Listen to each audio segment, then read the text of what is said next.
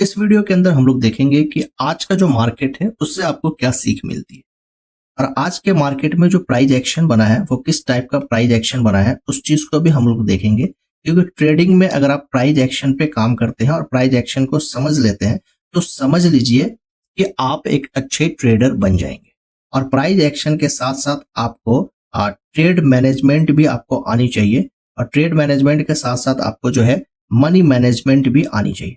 अगर money management, trade management और price action ये तीन चीज अगर आप अच्छे से सीख लेते हैं तो एक प्रॉफिटेबल ट्रेडर आप बन जाएंगे। तो प्रॉफिटेबल ट्रेडर बनने के लिए ये तीन चीज को आपको सीखना बहुत जरूरी है अगर आप नए हैं तो। हम आपको यहाँ पे ये दिखाना चाह रहे हैं कि जो आज का मार्केट था उस मार्केट से आपने क्या सीख हासिल किया जिससे आपको समझ में आए कि वाकई में आज ने मार्केट मुझे किस तरह का काम करवाया है या किस तरह का काम करने की कोशिश किया। तो चलिए सबसे पहले हम शुरू करते हैं कि पिछले डे का ये हमारा जो है सपोर्ट जोन था। ये सपोर्ट जोन था प्रीवियस डे का 25,440 के पास। ठीक है, मार्केट जो है कुछ गैप अप खुलता है, गैप अप खुलने के बाद मार्केट के अंदर थोड़ा करेक्शन आता है, फॉल होता है, गिरता है। इसका एक कारण यहाँ पे ये भी है, एक रीजन यहाँ पे ये भी है कि 25,500 का यहाँ पे रेजिस्टेंस का काम किया है। क्लियर, यहाँ पे 25,500 का जो है रेजिस्टेंस का काम किया है।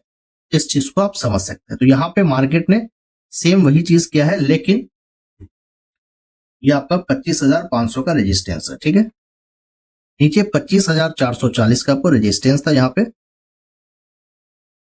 एग्जैक्ट यहाँ पर से प्रीवियस डे के सपोर्ट से यहाँ पे लेता है आपको सपोर्ट और उसके बाद यहाँ पे क्या करता है कि एक कैंडल बनाता है जो हैमर टाइप की कैंडल होती है और हैमर ही कैंडल है क्योंकि इसमें आप देखेंगे कि विक बने हुए हैं। और जब इस तरह के मोमेंट यहाँ पे होते हैं तो आप देखेंगे कि यहाँ पे इस जगह पे बाइंग अच्छा खासा आया। ठीक है, करेक्शन हो गया, बाइंग है। यहाँ पे मार्केट आया और इस जोन को जो है मार्केट निकाल देता है।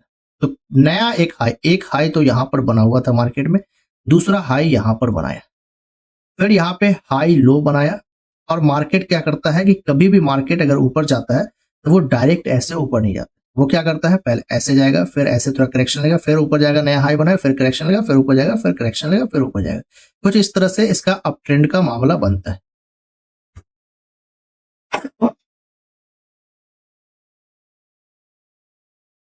तो मार्केट कुछ इस तरह से चलता है। यहां पे भी सेम चीज हुआ, एक पहले हाई बना, फिर यहाँ पे लो बनाया गया, फिर यहां से मार्केट एग्जैक्ट जगह से सपोर्ट लिया और फिर एक नया हाई बनाया और अपने फर्स्ट डे का जो हाई था उसको ब्रेक किया और ब्रेक करने के बाद फिर एक नया लो बनाया। और यहाँ पे आप एक चीज सोच सकते हैं, यहाँ पे जो नया लो बनाया है तो यहाँ पे क्या किया गया है कि जो एग्जैक्ट हाई पॉइंट्स था इसको क्या कर दिया, सही जगह पर इसने सपोर्ट बनाया। यहाँ पे जो रेजिस्टेंस था इस जगह पर यहाँ पे सपोर्ट बना। ये एक मार्केट जब ऊपर की तरफ अप ट्रेंड के मोमेंट में आता है तो इस तरह का मार्केट करता है, ये बहुत ही इंपॉर्टेंट चीज है। ठीक है, फिर यहां से सपोर्ट लेके फिर एक नया हाई बनाया। ठीक है, नया हाई बनाने के बाद फिर यहाँ पे कुछ करेक्शन आया और उसके बाद यहां से तो काफी गैप है लेकिन ठीक ठाक है। उसके बाद फिर यहाँ पे जाने के बाद एक नया हाई बनाता है और उसके बाद मार्केट क्या करता है, साइडवेज हो जाता है, कुछ देर अपना इस जगह पे अपने आप को सस्टेन करता है। कहां पे सस्टेन करता है मार्केट, 25,700। एक चीज यहाँ पे आप गौर कर सकते हैं कि मार्केट 25,440 से शुरू हुआ, उसके बाद 25,700 के पास ठहर रहा है। मतलब आप मानेंगे कि यहाँ पे जो 25,500 है वहां से लेकर 25,700 के बीच में 200 पॉइंट यहां से यहां तक मार्केट ओपन से लेकर जाता है और 200 पॉइंट का मूवमेंट करता है। उसके बाद क्या है, मार्केट थकेगा या फिर अपने आप को सस्टेन करेगा क्योंकि डायरेक्ट मार्केट नहीं जा सकता, क्योंकि उसको तो ऊपर में जो है एसएल भी तो चाहिए। यहां पे अगर एसएल नहीं रखा होगा तो मार्केट को फिर ऊपर जाके कोई बेनिफिट नहीं, क्योंकि ऊपर किसी का लॉस नहीं होगा। अगर यहाँ पर एसएल रखा हुआ है तो मार्केट यहाँ पे पहले आएगा, उसके बाद ये ऊपर जाने की कोशिश करेगा, क्योंकि यहाँ पे जो कुछ लोग बैठे हुए हैं उनका जो है लॉस करवाएगा मार्केट, तब फिर यहाँ पर ऊपर जाएगा, फिर नया एक हाई बनेगा, फिर यहाँ पर देखेगा कि अच्छा यहाँ पर फिर एसएल रखा हुआ, फिर यहाँ पर जाएगा, सेम एसएल खाते हुए जाता है मार्केट का। यही काम होता है। अब यहाँ पे आपको दिमाग लगाना है और साइकोलॉजी आपकी क्या करती है वो देखिएगा।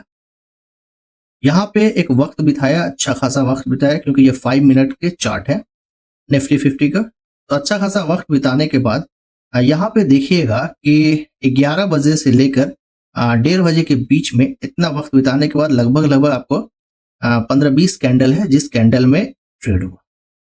यहाँ पर दो तरह के लोग एंट्री मारे होंगे, मतलब दोनों तरह के लोग एंट्री मारे होंगे। एक कॉल की तरफ मारे होंगे, मतलब जो बायर्स थे उसने भी यहाँ पर एंट्री बनाया। एक सेलर जो होते हैं उसने भी यहाँ पे एंट्री बनाया पुट साइड का। क्लियर? क्योंकि उसको बायर्स को लगा कि मार्केट इसके ऊपर जाएगा, ठीक है। सेलर्स को लगा कि नहीं, इतना ऊपर जा चुका है, 200 पॉइंट्स का दे चुका है, तो ये नीचे जरूर आएगा, ठीक है।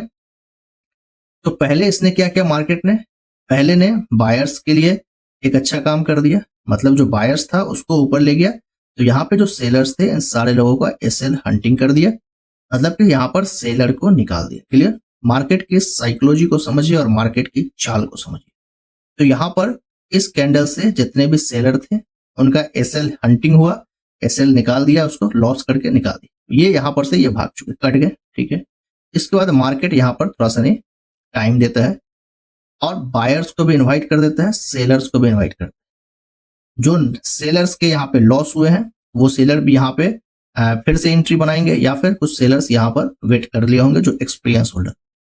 उसके बाद यहाँ पे एक ऐसा ट्रैप बनाया गया और एक ऐसा स्पाइक आया कि 5 मिनट के कैंडल में किसी को मौका नहीं दिया गया। और यहाँ पे जितने भी एसएल लोग लगा के बैठे हुए थे, यहाँ पे जो बायर्स के लिए यहाँ पे प्लस चल रहा था, वो एक बैग यहाँ पर आकर उनका प्लस भी खत्म हो गया और एक अच्छा खासा लॉस दिखा दिया। फिर अगला कैंडल सोचा कि यहां से रिकवर करेगा, लेकिन अगला कैंडल जहां से मार्केट उठा था वहां मार्केट लिया 300 पॉइंट्स का, मार्केट ने एक स्पाइक दिया जबरदस्त तरीके से कि जिसमें लोगों को निकलने का मौका भी नहीं मिल पाया। और उसके बाद लोगों की थिंकिंग में यह आया कि चलो भाई यहां से मार्केट नीचे की तरफ जाएगा क्योंकि अब फॉल कर गया है। फिर यहाँ पे देखिए जबरदस्त बाइंग हुआ और फिर एक स्पाइक देता है, ये एक कैंडल 200 पॉइंट का देता है। तो यहाँ पे ये जो कैंडल आपको दिख रहे हैं, ये कैंडल सिर्फ और सिर्फ एक स्पाइक था जो मार्केट में ट्रेडर जो है वो ट्रैप हो गए और जबरदस्त तरीके से ट्रैप। या इसका कारण होगा, न्यूज का भी कारण होता है, लेकिन हम न्यूज पे बात नहीं कर रहे। यहाँ पे मार्केट ने एक चार्ट पैटर्न के हिसाब से, प्राइस एक्शन के हिसाब से एक अच्छा खासा आपको ट्रैप दे दिया। फिर मार्केट जहां से गिरा था वहीं जाकर मार्केट कर जाता है, ठीक है। तो ये चीज आपको समझ में आया होगा।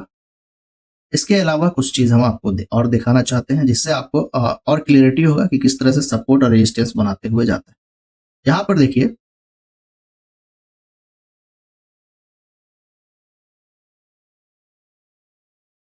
देखिए कि मार्केट किस तरह से सपोर्ट और रेजिस्टेंस का काम करता है। यहाँ पे प्रीवियस डे का एक रेजिस्टेंस यहाँ पर बनाया हुआ था, एक रेजिस्टेंस यहाँ पर था। मार्केट कुछ इस तरह से रेजिस्टेंस के पास खुलता है, गैप अप होने के बाद सपोर्ट लेता है, फिर रेजिस्टेंस को ब्रेक करके फिर नया रेजिस्टेंस के पास जाता है, लेकिन मार्केट यहाँ पे था।